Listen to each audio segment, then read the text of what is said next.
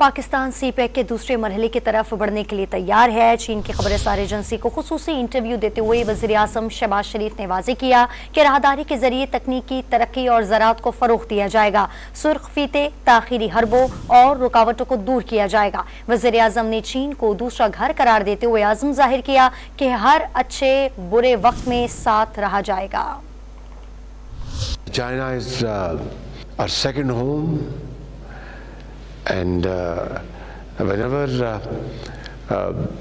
there is a change of government in Pakistan, we have always taken great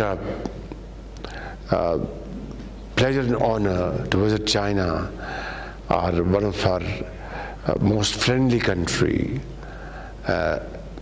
at an opportune time. So I look forward to my visit to China, and we made solemn commitments that we'll work together, we will be together through thick and thin.